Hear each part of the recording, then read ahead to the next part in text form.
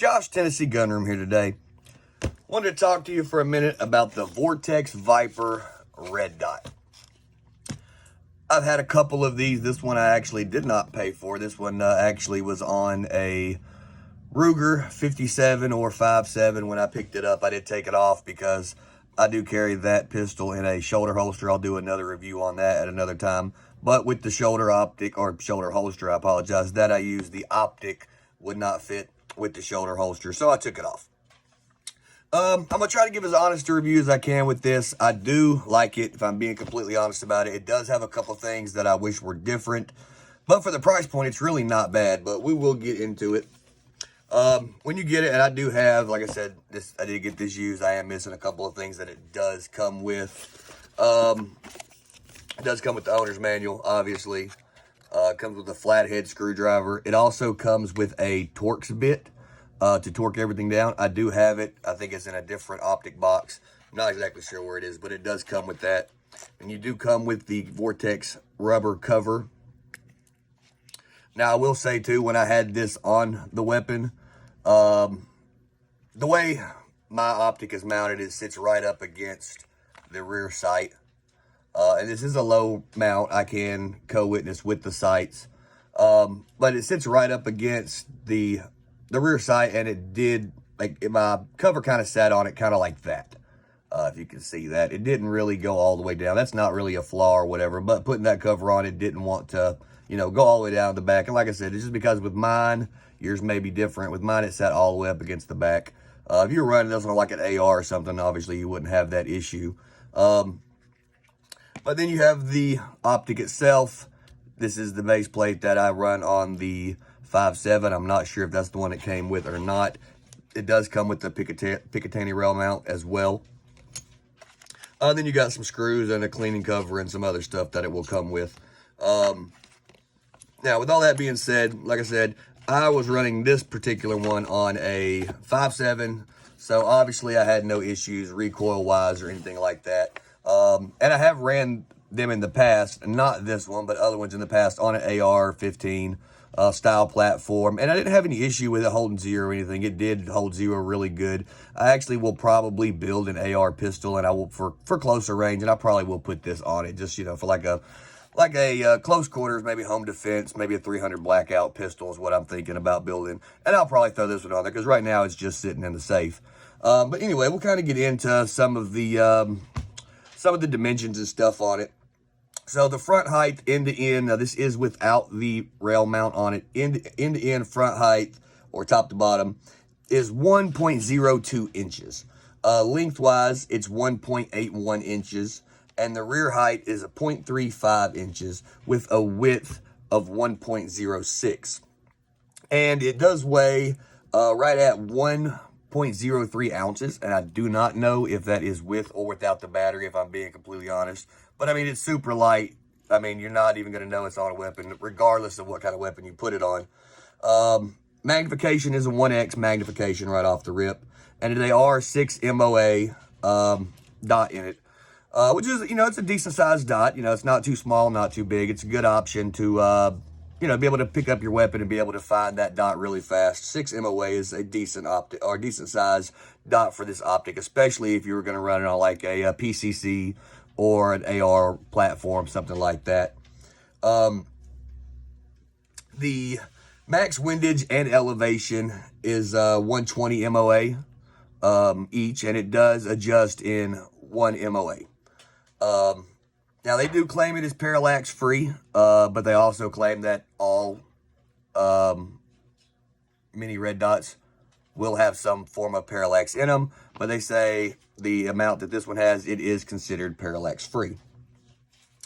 It does take the CR 2032 battery, which is under this plate right here, and as you can see, I have it taped on. That's because when you put that in there, it really just pushes down on there. So I always run some tape on it to just kind of hold it in place while you get everything mounted and to keep it secure so it's not falling out. Because if not, you'll put the battery on, you'll go to put this on, and the battery will fall out, and you'll fight it back and forth. So I always just take, you know, some tape and tape right over top of that battery to hold it down in place. It doesn't affect the function of it any at all. It just kind of makes life a little bit easier. They claim that on the brightest setting, the battery life will last for 150 hours on the brightest setting. I have not tested that. And I don't know if that's true or not, but that's what they claim, is that on the brightest setting, the battery will last for 150 hours. And that on the lowest setting, it will last for 30,000 hours. I don't know. That kind of seems like a lot to me. But I mean, that's what they're claiming, that 30,000 hours and 150 hours. They do say it is waterproof and it is shockproof. Like I said, I've ran these on 5.56, 223, 9mm, 40 cal. I haven't tried one on a 300 blackout yet. So I mean, the shockproof, I mean, they do hold up really well. They do hold their zero really well. As far as waterproof, I have not put it in water to find out whether or not it is waterproof. I'm being completely honest.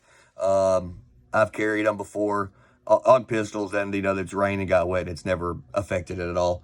But they do claim it is waterproof and it is shockproof. Price point on these is going to be on Vortex.com. It's going to be right at $350 if you go on their website and get it. Obviously, you can get it cheaper in places. The guy that bought this one bought it from a pawn shop for $230. You can get them on eBay. Around $120 and up. I've seen them anywhere from $120, $150, $180, $200. Just kind of depends on where you're buying it from, obviously, or how bad they want to sell it, I guess, new, used condition. You do have, you know, your windage and your elevation. Turns right there with the windage and elevation locks back here as well. To turn it on, you just hit up or the down button on the sides. I'm going to try to get this in focus here. It's going to be really hard for me to do at this angle. Okay, so, oh, this is really hard. There we go. And then you one click up, one click down to brighten or dim. That is all the way bright. They do say the dot color is bright red. And then you click it down as well to dim it. And that will dim it down. And then to turn it off, you hold the down arrow for 5 seconds. 2, 3, 4, 5, and it will shut off.